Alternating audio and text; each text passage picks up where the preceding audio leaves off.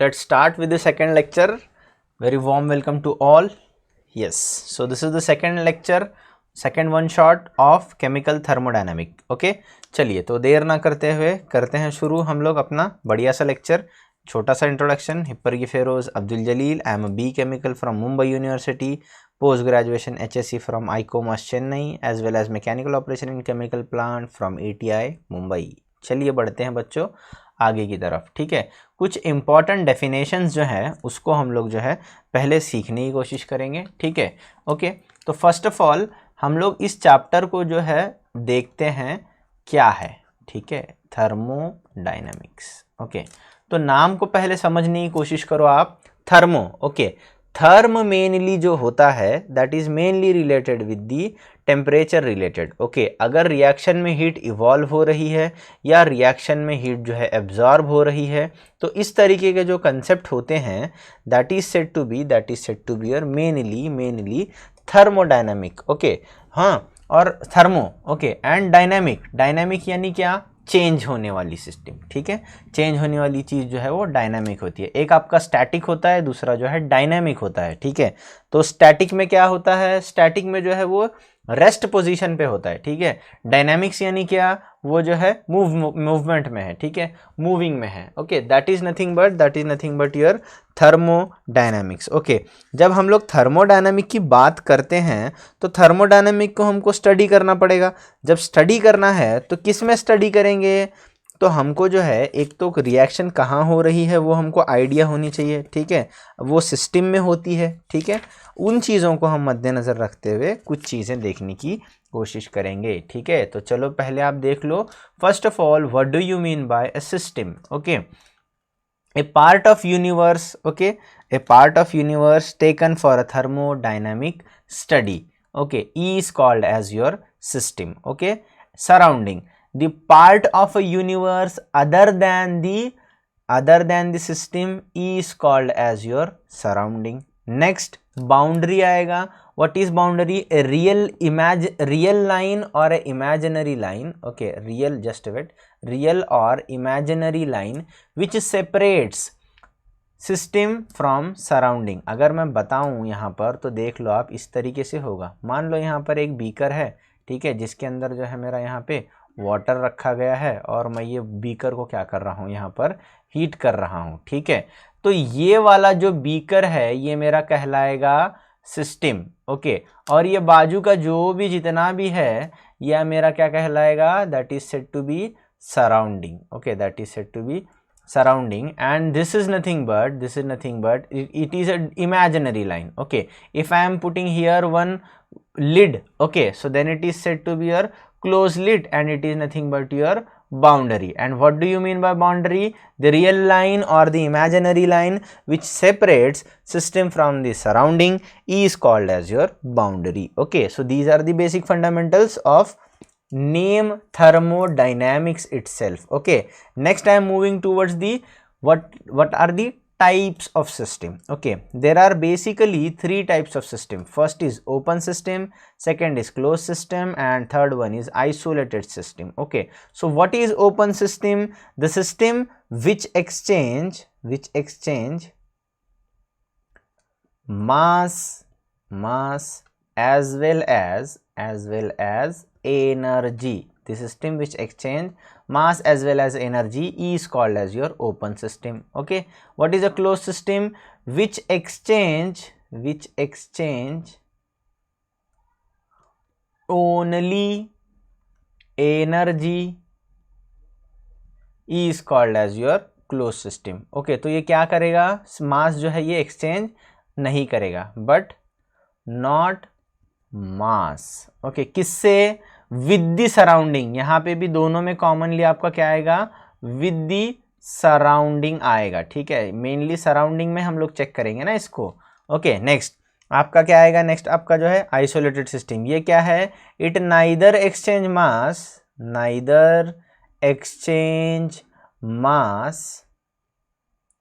Nor energy.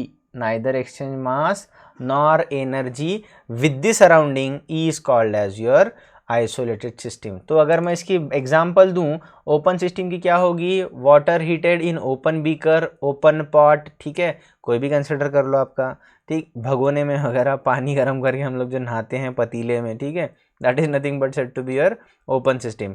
Close system, उसी को मैं अगर ढक्कन से, उसी को मैं अगर झाकन से अगर बंद कर दूं, so that is said to be your close system. Okay, what is isolated system, the system which neither exchange mass nor energy with the surrounding is called as your isolated system. Okay, next we are moving towards the intensive property and the extensive property of the system. Okay, we are moving towards the intensive and the extensive properties of the system. Okay, so what is intensive property? Properties whose value does not depend upon the quantity of matter in the system or size of the system. Okay, so इसके example हम लोग क्या दे सकते हैं, देखो, mainly whose value does not depend upon the quantity of matter present in the system or the size of the system। अगर मैं बोलूँ तुम्हारे को, मान लो 1 लीटर जो है वाटर है, ठीक है, 1 लीटर वाटर है, तो इसका बॉइलिंग पॉइंट कितना रहेगा, इसका बॉइलिंग आपका पॉइंट रहेगा 100 डिग्री सेल्सियस। अगर मैं यहाँ पर 1000 लीटर वाटर भी ले लूँ तो इसका भी बॉइलिंग पॉइंट कितना होगा, that will B 100 degree Celsius only. तो फिर यहाँ पर ये क्या हो गया, क्वांटिटी 1 लीटर रहने दो या क्वांटिटी 1000 लीटर रहने दो, क्वांटिटी मैटर नहीं करेगी, किस पे, ये बॉइलिंग पॉइंट पे। तो ये बॉइलिंग पॉइंट क्या हुआ आपका, ये बॉइलिंग पॉइंट आपका हुआ इंटेंसिव प्रॉपर्टी। यानी क्या, the value of the value means the property whose value does not depend upon the amount of a substance present in the system। तो यहाँ पर एग्जाम्पल देख लीजिए क्या क्या है, temperature, pressure, concentration, density, dipole moment, refractive index, viscosity, surface tension, gas constant, vapour pressure, boiling point, melting point, specific gravity, ये सारी प्रॉपर्टीज आपकी क्या हो गई, these all are called as intensive property. What are the intensive property, whose value does not depend upon the amount of a substance present in the system. Simple सी बात है। चलो बढ़ते हैं हम लोग आगे। नेक्स्ट आपका आएगा एक्सटेंसिव प्रॉपर्टी। ये क्या हो जाएगा, इसका एग्जैक्टली उल्टा हो जाएगा, ठीक है। तो ये क्या है, the property whose value depend on the size और quantity of matter present in the system. Okay, तो यहाँ पर क्या आएगा, इसका volume, energy, heat capacity, enthalpy, entropy, free energy, length and mass, ठीक है। अगर मैं बात करूं 1 किलोग्राम की, तो ये 1 किलोग्राम ही रहेगा। अगर मैं 100 किलोग्राम बोल दूं तो ये 100 किलोग्राम ही रहेगा, ठीक है। ये क्वांटिटी डिफरेंट है और ये क्वांटिटी भी डिफरेंट है। Okay, so this is nothing but your intensive property of the system and the extensive property of the system. Okay, so depending upon that there are various thermodynamic process. Okay, there are basically various thermodynamic processes. Okay, so how many processes are present, only 4 various types of process लिख देता हूँ यहाँ पे, 4 various types of thermodynamics process. Okay, तो यहाँ पर क्या है, आइसोथर्मल प्रोसेस। तो ये ब्रेक हो रहा है क्या आवाज, सभी को प्रॉब्लम हो रहा है क्या आवाज का? नहीं सर। ओके ओके, थोड़ा सा बेटा नेटवर्क चेक करना, जिसको आवाज का प्रॉब्लम हो रहा है you must check the network. Okay Okay, so what is isothermal process? The process whose value does mainly, देखो यहाँ पर what is iso, ठीक है, तो यहाँ पर जो है iso यानी सेम, ठीक है, थर्मल यानी टेम्परेचर। तो क्या बोलेंगे आइसोथर्मल प्रोसेस को, the process in which temperature remains constant. Okay, the process in which temperature remains constant. जब टेम्परेचर कांस्टेंट रहेगा तो वहाँ पर चेंज इन इंटरनल एनर्जी भी क्या रहेगी आपकी, ज़ीरो रहेगी। यू क्या रिप्रेजेंट करता है, चेंज इन इंटरनल एनर्जी। ठीक है, नेक्स्ट आपका क्या है, adiabatic process. What is adiabatic process, the process in which change in heat of the system remains constant, यानी small change in heat that will remain constant, यानी क्या हो जाएगा आपका, that will be zero. What is isochoric process, okay, iso means same, choric यानी related to volume, okay, so what is isochoric process, the process in which change in volume of the system remains constant is called as your isochoric process, okay। Next उसके बाद isobaric, बार किसकी unit है, बार almost जो है हम लोग को पता है प्रेशर की यूनिट है। ठीक है, तो यहाँ पर क्या हो, आइसो यानी क्या रहेगा, सेम। आइसो वर्ड किस लिए यूज होता है, सेम के लिए यूज होता है। ठीक है, तो what is isobaric process, the process in which change in pressure of the system remains constant is called as isobaric process. ठीक है, is called as your isobaric process. ठीक है, तो आपके जो है यहाँ पर मेनली जो है दो थर्मोडायनेमिक फंक्शन है। ठीक है, थर्मोडायनेमिक में फंक्शंस कितने हैं आपके, दो थर्मोडायनेमिक फंक्शन है। ठीक है, फर्स्ट क्या है आपका स्टेट फंक्शन, दूसरा वाला आपका कौन सा फंक्शन है, पाथ फंक्शन। ओके, तो स्टेट यानी किससे रिलेट करना है, जैसे मान लो यहाँ पर आइस है। ठीक है, मेल्ट होके वाटर बन गया। ठीक है, तो यहाँ पर मेनली वाटर की यहाँ पर कौन सी स्टेट थी, यहाँ पर सॉलिड थी, इधर कौन सी हो गई, लिक्विड। यानी जब मैं स्टेट फंक्शन की बात कर रहा हूँ तो मेरा इनिशियल स्टेज मैटर करेगा और फाइनल स्टेज मैटर करेगा। जो आइस मेल्ट होते होते होते जो मेरा लिक्विड में जो कन्वर्ट हुआ वो मेरा बिल्कुल भी मैटर नहीं करेगा। क्यों मैटर नहीं करेगा, because state function is truly dependent upon the initial stage and the final stage of the system irrespective of path followed by the system. Okay, so what is a state function, property which determine the state of system. Okay, mainly आपके कौन कौन से हैं, pressure, temperature, volume, mass and composition. Okay, so what is a state function, the property, okay, mainly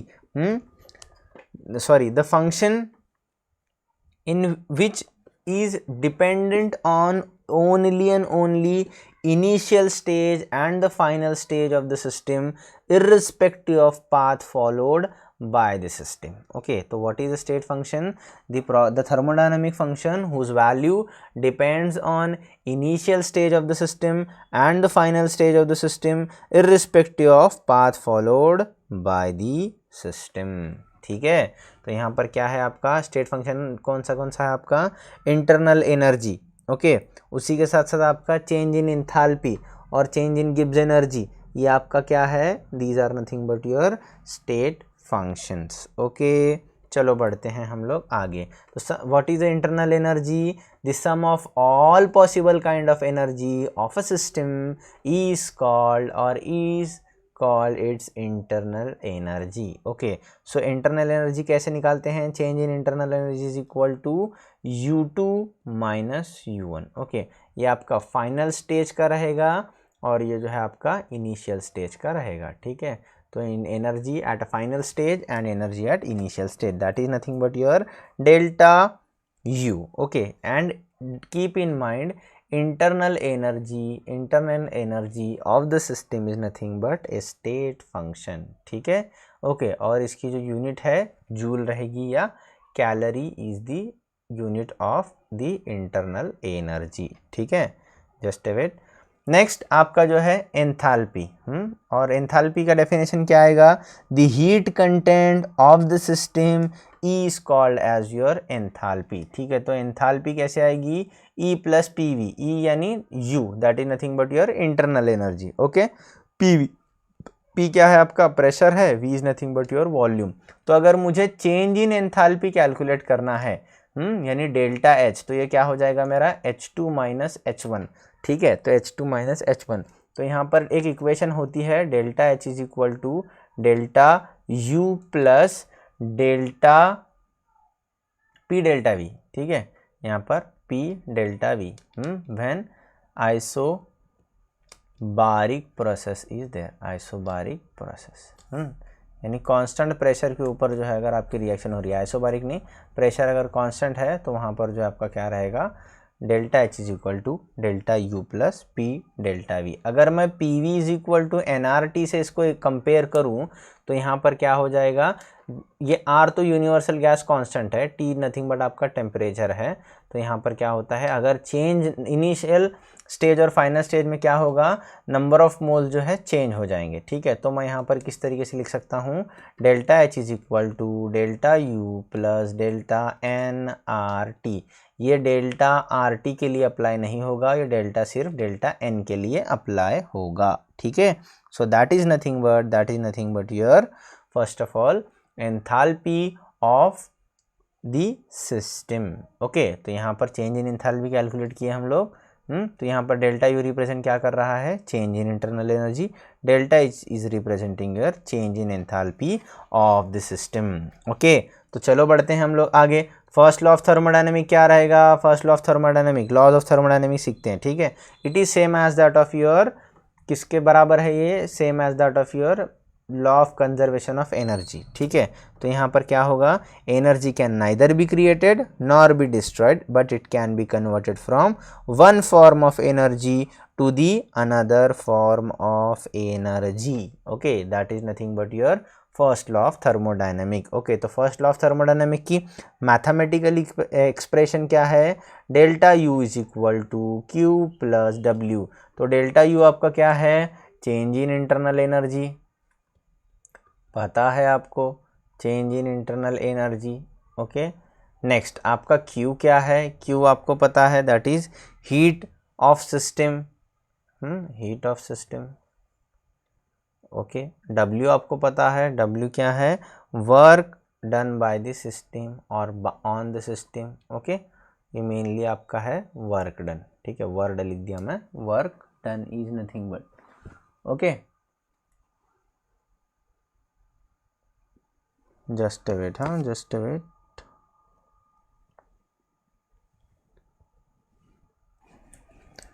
ठीक है। So this is nothing but your first law of thermodynamic, okay. When you are dealing with the first law of thermodynamic, mainly you have to deal with the signs, okay। Means if heat is supplied to the system, then what will be the value of this particular Q? If this heat is given out from the, if heat is given out, just a minute, given out from the system, so what is the value of Q, okay। If work is done by the system, if work is done on the system, what are the values and what are the sign conventions mainly we have to deal with, okay। there are not values but there are sign conventions, okay। so sign convention क्या आएंगे देख लीजिए आप, sign conventions, okay। sign convention, if heat is supplied, okay, if heat is given, okay, heat given और supplied, किसको supply कर रहे हैं हम लोग, टू द सिस्टम, तो Q की वैल्यू क्या रहेगी, Q की वैल्यू आपकी पॉजिटिव रहेगी, ठीक है। अगर हीट आपका जो है हीट जो है यहाँ पर लॉस्ट है, ठीक है, लॉस्ट बाय द सिस्टम, कहाँ जा रही है, सराउंडिंग में, तो यहाँ पर Q की वैल्यू आपकी नेगेटिव आएगी, ठीक है। नेक्स्ट आपका work done on the system, okay, work done on the system, तो आपकी W की जो वैल्यू है, वो W की जो वैल्यू है आपकी क्या आएगी, पॉजिटिव आएगी, ठीक है। अगर आपका work done by the system है, work done by the system, कहाँ पे वर्क करेगा, सिस्टम आपका सराउंडिंग पे वर्क करेगा, तो यहाँ पर आपकी वैल्यू क्या आएगी, नेगेटिव वैल्यू आएगी, ठीक है। So these are the sum sign convention for the value of Q, okay. So work done जो है आपका, work done on the system, next देखो यहाँ पर, when the work is done by the system क्या होगा, एक्सपांशन होगा, हाँ। When work is done on the system, तो यहाँ पर आपका क्या होगा, यहाँ पर आपका होगा कंप्रेशन, ठीक है। मैं यहाँ पर एक डायग्राम से आपको समझाने की कोशिश करता हूँ। मान लो यहाँ पर जो एक फ्रिक्शनलेस पिस्टन लगाया गया है, ठीक है, यहाँ पर जो है फ्रिक्शनलेस पिस्टन लगाया गया है, ठीक है। तो यहाँ पर जो है फ्रिक्शनलेस पिस्टन लगाया गया है, ठीक है। तो यहाँ पर if the volume is increasing, तो वर्क कौन कर रहा है, work done by the system. हाँ, तो सिस्टम अगर सराउंडिंग पे वर्क करने वाला है तो आपकी अपेरेंट पोजीशन क्या होगी, आपकी अपेरेंट पोजीशन ये जो पिस्टन की रहेगी ये ऊपर चले जाएगी, ये आपकी ऊपर चले जाएगी। तो इनिशियल वॉल्यूम ये था, फाइनल वॉल्यूम ये है, तो V2 यहाँ पर क्या हो रहा है, ग्रेटर है, और V1 क्या है यहाँ पर जो आपका लेस है, ठीक है। तो इस वजह से क्या हो जाएगा, सिंपल जो है यहाँ पर आपकी वैल्यू क्या आएगी, दैट विल बी, यहाँ पर क्या आएगी आपकी simple work done positive, okay, work done by the system, यहाँ पर जो आपका work done on the system positive, work done by the system आपका क्या आएगा यहाँ पर सिंपली आपकी नेगेटिव, ठीक है। यहाँ पर work done by the system आपका क्या आएगा, work done on the system, just wait में लिखा है बराबर ना, work done on the system positive, work done by the system negative, ठीक है। सिंपल इस तरीके से आपकी वैल्यूज आएंगी, ठीक है। Next, isothermal reversible expansion work of an ideal gas, ठीक है। तो वर्क डन की इक्वेशन है, आपको पता है, ठीक है। W is equal to -2.303 nRT, okay, log to the base 10 V2 by V1 and log to the base 10 P2 by P1, ठीक है। तो यहाँ पर एट अ कांस्टेंट प्रेशर वाली आपकी क्या इक्वेशन बनेगी, work done by the system. तो यहाँ पर W is equal to -2.303 nRT, pressure constant है, तो यहाँ पर क्या होगा, log to the base 10 V2 by आपका क्या बनेगा V1, और कांस्टेंट वॉल्यूम में क्या बनेगा, W is equal to -2.303 nRT log to the base 10 P1 upon P2। क्यों ये P1 अपॉन P2 हुआ, आपको पता है PV is equal to nRT, तो प्रेशर को अगर मैं यहाँ पर ये दूं तो 1 अपॉन वॉल्यूम हो जाएगा, ठीक है। तो यहाँ पर P1 V1 और मैं अगर P2 ये 1 अपॉन आपका जो है V2, तो अल्टीमेटली क्या हो जाएगा, P1 upon P2 is equal to 1 upon V1, यहाँ पे 1 अपॉन V2, यानी क्या हुआ, P1 by P2 is equal to V2 by V1। तो इस वजह से इस तरीके से आएगा, ठीक है। So that is nothing but your isothermal reversible expansion work done, okay. W is equal to -P delta V, okay. तो यहाँ पर जब V2 बाई V1 है, ठीक है, तो वर्क डन की वैल्यू क्या है आपकी, नेगेटिव आएगी, तो यहाँ पर आपका एक्सपांशन टेक प्लेस। अगर V2 लेस देन V1 रहेगा तो यहाँ पर आपका क्या होगा, कॉम्प्रेशन। सिंपल सी बात है ना, एक बार अगर मान लो यहाँ पर ये इनिशियल स्टेज पे यहाँ था, ऊपर चला गया, यहाँ पे अपेरेंट पोजीशन चेंज हो गई, तो यहाँ पर V1 से V2 क्या हो गया, ग्रेटर हुआ ना, सॉरी V2 जो है आपका ग्रेटर हो गया V1 से, ठीक है। और यहाँ पर ये अपेरेंट पोजीशन अगर यहाँ पर इसकी नीचे चली आई तो यहाँ पे V2 अगर मैं लिखता हूँ तो ये क्या हो गया, V1 is greater than V2, simple इस तरीके से जो है आपका क्या होगा, आएगा, ठीक है। चलिए, तो नेक्स्ट हम लोग जो है देखते हैं heat capacity, okay, heat capacities, okay, heat capacity of the system, heat capacity of the system. तो हीट कैपेसिटी की डेफिनेशन क्या है, the amount of heat required to raise the temperature of the system by 1 degree Celsius is called as heat capacity of the system, ये आपको पता है, ठीक है। तो यहाँ पर जो है ये आपकी हीट कैपेसिटी हो गई, ठीक है। मोलर हीट कैपेसिटी क्या हो जाएगी, मोलर हीट कैपेसिटी आपकी क्या है, amount of heat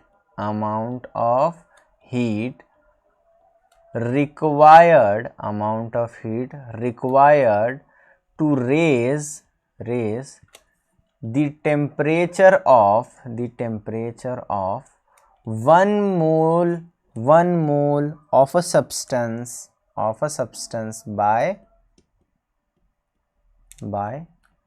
1 degree Celsius is called as your molar heat capacity, okay. तो मोलर हीट कैपेसिटी आपके क्या हैं, मोलर हीट कैपेसिटी आपके जो है 2 टाइप के हैं, ठीक है। कौन सी आपकी, molar heat capacity eight molar heat capacity at constant pressure, okay. तो यहाँ पर क्या हो जाएगी इसकी डेफिनेशन, सेम फॉलो होगा आपका, amount of heat required to raise the temperature of 1 mole of a substance by 1 degree Celsius, last में क्या हो जाएगा एड बस एट कांस्टेंट प्रेशर, ठीक है। सेम आपकी दूसरी मोल हीट कैपेसिटी कौन सी है, that is molar heat capacity at constant volume, ये आपकी सेकंड है। तो यहाँ पर क्या हो जाएगा, सिर्फ इसकी डेफिनेशन में amount of heat required to raise the temperature of 1 mole of a substance by 1 degree Celsius at constant volume, बस जो है आपका यहाँ पर एक एक्स्ट्रा ऐड हो जाएगा, ठीक है। तो आपका constant molar heat capacity at constant pressure किस तरीके से डिफाइन होता है, that is defined by CP. ये किस तरीके से डिफाइन होता है आपका, सॉरी सीपी लिख दिया मैंने, यहाँ पर आपका क्या आएगा, सीवी आने वाला आएगा, ठीक है। This is your CP and CV. आपको एक रिलेशन पता है, बहुत वेल नोन रिलेशन है, CP minus CV is equal to R. Board examination में ये पूछा जाता था, बोर्ड एग्जामिनेशन तो हमारी कैंसिल हो चुकी है, हम कोरोना वायरस के टाइम पे सीख रहे हैं, हम बहुत अच्छे बच्चे हैं, ठीक है। तो that is nothing but CP minus CV is equal to R, ठीक है। तो कुछ जो है हम लोग चीज़ें देखने की कोशिश करेंगे, ठीक है। यहाँ पर जस्ट वेट, कुछ रिलेशंस आते हैं, ठीक है। कुछ रिलेशंस मैं आपको लिखाता हूँ यहाँ पर, ठीक है। कुछ रिलेशन देखो यहाँ पर, एक पॉइसन्स रेशो निकालते हैं, ठीक है। एक पॉइसन्स रेशो निकाली जाती है, that is nothing but gamma. वो कैसे आई, क्या आई, उसके ऊपर हम ज़्यादा ध्यान नहीं देते हैं, इसकी वैल्यूज़ पूछी जाती है। Gamma is equal to C P by C V, ऐसा कैलकुलेट करते हैं, ठीक है। Gamma is equal to C P by C V, इस तरीके से हम कैलकुलेट करते हैं। यहाँ पर पॉइसन्स रेशो जो है आपकी पूछी जाती है फॉर मोनो एटॉमिक गैस, ठीक है, यानी सिंगल एटम वाली गैस, ओके। नेक्स्ट आपका जो होता है वो डाई एटॉमिक गैस, ठीक है। मोनो एटॉमिक गैस, यहाँ डाई एटॉमिक गैस आएगा, ठीक है। और उसके बाद आपका क्या आएगा, ट्राई एटॉमिक गैस, ठीक है। तो ट्राई एटॉमिक गैस, तो यहाँ पर सिंगल एटम वाली, डबल एटम वाली और ट्रिपल एटम वाली, ठीक है। तो ये पॉइसन्स रेशो के स्टैंडर्ड कुछ वैल्यू हैं, ये इसके आएगा 1.66, इसका 1.40 और इसका आएगा आपका 1.33, ओके।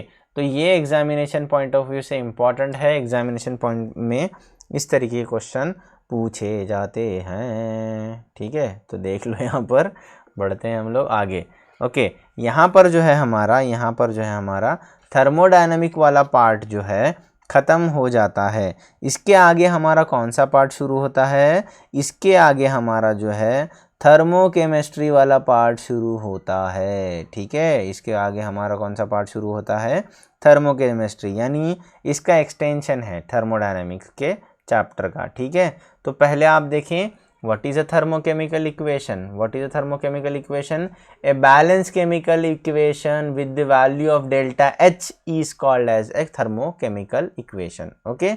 तो यहाँ पर जो है you must remember thermochemical equation जो है क्या है, the balanced chemical equation with the value of delta H is called as a thermochemical equation. While writing a thermochemical equation, you must keep in mind the states of matter which are dealing with the solid to liquid, liquid to gas, okay. And you must keep in mind, you have to mention the value of delta H, positive और negative. आपको पता है delta H की value positive कब आती है, जब आपका प्रोसेस होता है एंडोथर्मिक, ओके।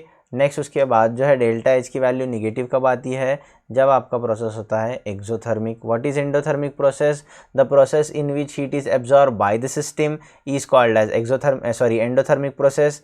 यहाँ पर क्या होगा, endothermic process, the process in which heat is evolve from the system is called as your exothermic process, ठीक है।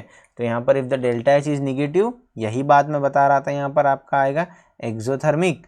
अब यहाँ पर अगर डेल्टा एच आपका पॉजिटिव आ रहा है तो यहाँ पर ये आपका क्या रहेगा, यहाँ पर आपका ये रहेगा एंडोथर्मिक प्रोसेस।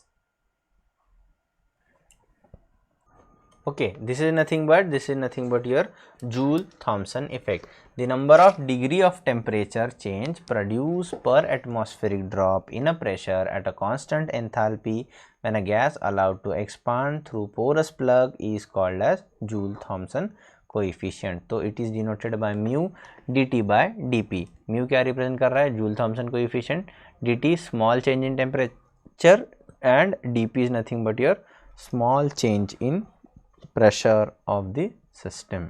ओके, तो नेक्स्ट हम लोग जो है मूव करेंगे यहाँ पर जो है, just wait, next is nothing but your Hess law of constant heat summation. नाम से ही समझ में आ रहा है, ओके, नाम से ही Hess law of constant heat summation. Okay, तो कांस्टेंट हीट जो रहेगी वो आपकी हीट जो है कांस्टेंट रहेगी, आप जो है रिएक्शन कितने भी जो है आप ऐड करो। तो सुन लो एक अच्छी तरीके से, क्या है कांस्टेंट हीट समेशन का आपका हेस लॉ, ठीक है।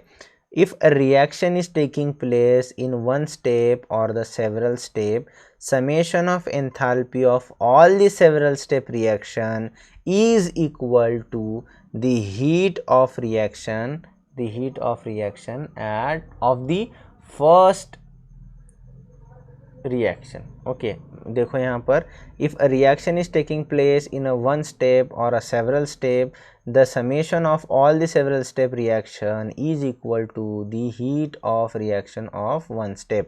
डेफिनेशन बोलने के बाद आपको समझ में कुछ भी नहीं आया रहेगा, ये मेरे को मालूम है, ठीक है। अब देख लो किस तरीके से आएगा।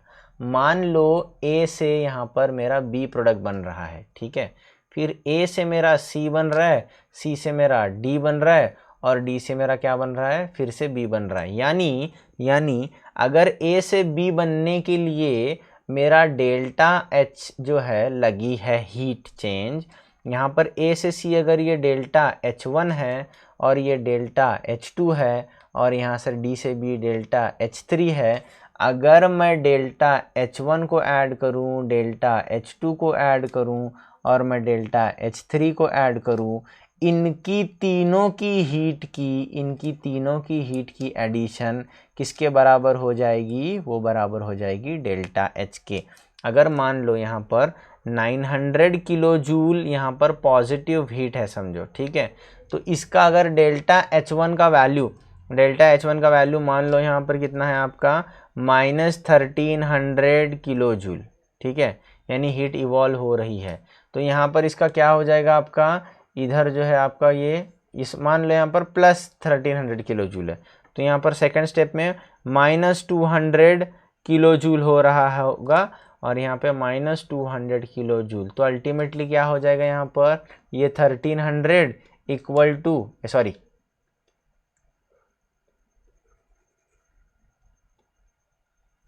यहाँ पर आपका 900, डेल्टा H1 की वैल्यू कितनी है 1300 -200 तो अल्टीमेटली 900 इज इक्वल टू 900। यहाँ पर जो है आपका इस तरीके से जो है ये वैल्यू आएगी। ओके, तो व्हाट इज जो है आपका Hess law of constant heat summation, it is mainly when a reaction is taking place in one step और the several step, the enthalpy of one step reaction is equal to the summation of enthalpy of several step reaction। okay, that is nothing but your Hess law of constant heat summation। okay, next आपका जो है ये जो है आपका thermodynamic का जो है और एक property, that is nothing but entropy. Okay, so what is entropy? Mainly when you are dealing with the entropy, so it is nothing but the entropy is measure of disorder or the randomness of the molecular arrangement in a system। okay, that is nothing but degree of randomness of a system। तो जितना ज़्यादा randomly molecule distribute रहेंगे उतनी ज़्यादा आपकी entropy रहेगी, तो entropy का ऑर्डर क्या रहेगा, सबसे ज़्यादा रैंडमली मॉलिक्यूल किसके होते हैं, गैस के होते हैं, उसके बाद किसके होते हैं, लिक्विड के होते हैं, उसके बाद किसके होते हैं, सॉलिड के होते हैं, ठीक है।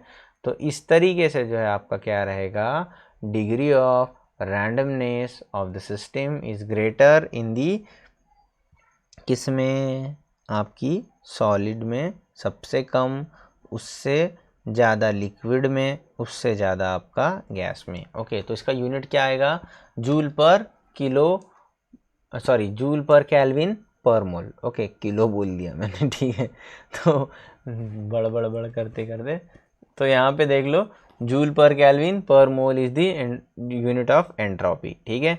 तो यहाँ पर एंट्रोपी कैसे कैलकुलेट करते हैं, summation of entropy of product minus summation of entropy of reactant. Okay, तो एट कांस्टेंट प्रेशर आपकी क्या रहेगी, यहाँ पर आपका Q of heat of reversible reaction upon temperature, और यहाँ पर आपका कांस्टेंट प्रेशर के लिए क्या रहेगी, ये कांस्टेंट वॉल्यूम के लिए आपका क्या रहेगा, that will be delta S is equal to delta H upon T. Okay, this is nothing but your entropy of the system। okay, this is nothing but your entropy of the system। okay, अगर मैं बात करूं entropy change, just wait, entropy change Hess law तो हो गया,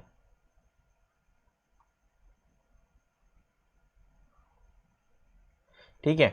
so if the delta S का value is greater, तो यहाँ पर क्या होगा, increase in randomness, heat is absorb. Okay, heat is absorbed and system is nothing but your endothermic process system, or process is your endothermic। if the delta S का value is less than 0, decrease in randomness, heat is evolved and exothermic process। okay, next is nothing but entropy of phase transformation। okay, तो जब face transformation से मैं अगर deal कर रहा हूँ, entropy of face transformation, तो यहाँ पर delta S of vaporization, mainly entropy change of vaporization, तो यहाँ पर क्या होगा, enthalpy of vaporization divide by TB. TB क्या है, बॉइलिंग पॉइंट। क्यों, वेपर तभी बनेगा ना जब बॉइल होगा, ठीक है। वोलेटाइल लिक्विड की नहीं, नॉन वोलेटाइल की बात कर रहा हूँ।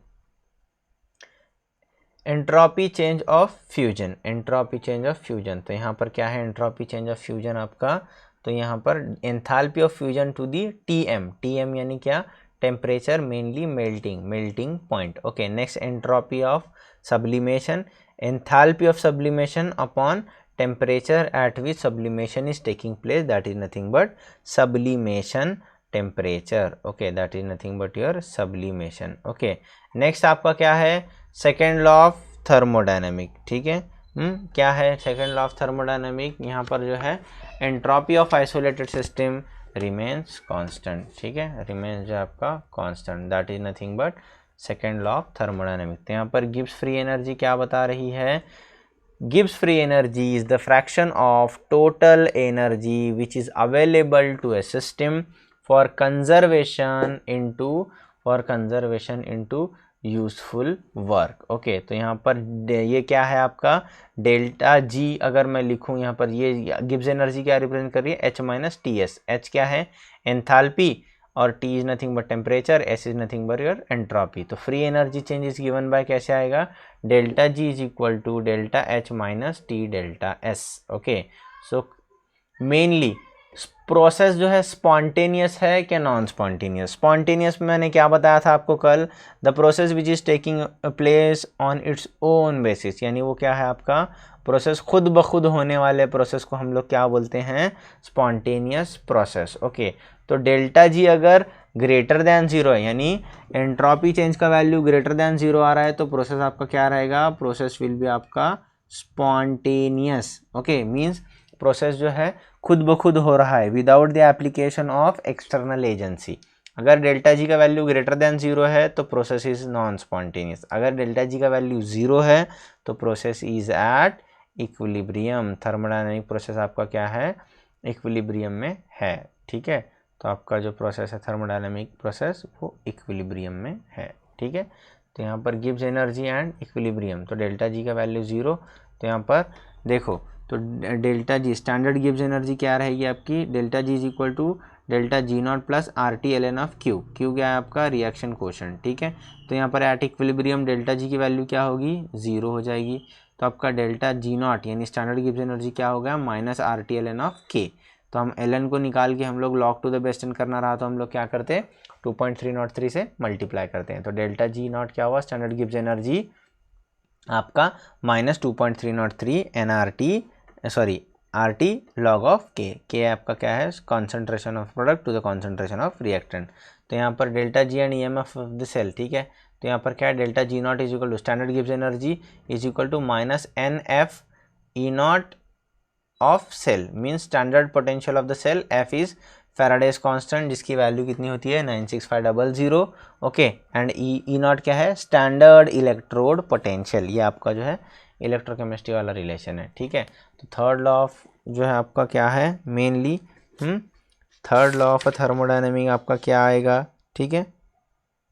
The entropy of perfectly crystalline substance at 0 Kelvin or absolute 0 is taken to be 0. Okay, so entropy of perfect crystalline substance is 0. Okay, that's it. तो यहाँ पर क्रिचॉफ की इक्वेशन है, दो इक्वेशन अलग अलग हैं। एक क्रिचॉफ की इक्वेशन है तो क्या है, CP, यानी ये थोड़ा सा लास्ट में कवर कर रहा हूँ। CP क्या है आपका, डेल्टा CP, यानी change in heat capacity at constant pressure is equal to delta H2 minus delta H1 T2 minus T1, okay, upon यहाँ पर डेल्टा CV क्या है, delta E2 minus delta E1 upon T2 minus T1। Delta H क्या represent कर रहा है आपका, enthalpy, change in enthalpy, ठीक है। और डेल्टा E आपका क्या रिप्रेजेंट कर रहा है, change in internal energy of the system, okay. Delta E represent कर रहा है change in internal energy of the system, okay, that's it. This is nothing but your Kirchhoff की equation, okay. Last but not the least आपका जो है delta G का value क्या रहेगा, नेगेटिव रहेगा, पॉजिटिव रहेगा, तो स्पॉन्टेनियस रहेगा या नॉन स्पॉन्टेनियस रहेगा, स्पॉन्टेनिटी का क्राइटेरिया, ठीक है। तो यहाँ पर देख लो, अगर डेल्टा H का वैल्यू पॉजिटिव है और डेल्टा S का वैल्यू पॉजिटिव है, डेल्टा H का वैल्यू और डेल्टा S का वैल्यू पॉजिटिव है, तो क्या रहेगा, ऑलवेज नेगेटिव आएगी डेल्टा जी की value, spontaneous at all temperature, okay. अगर इसका वैल्यू पॉजिटिव इसका नेगेटिव तो ऑलवेज पॉजिटिव, तो non spontaneous at all temperature. अगर डेल्टा एच का वैल्यू पॉजिटिव है और डेल्टा एस का वैल्यू पॉजिटिव आ रहा है, तो यहाँ पर पॉजिटिव एट लो टेम्परेचर और नेगेटिव एट हाई टेम्परेचर, तो स्पॉन्टेनियस कब रहेगा, नेगेटिव, ओके। रहने के बाद ही आपका जो है मेनली प्रोसेस स्पॉन्टेनियस होगा, ओके।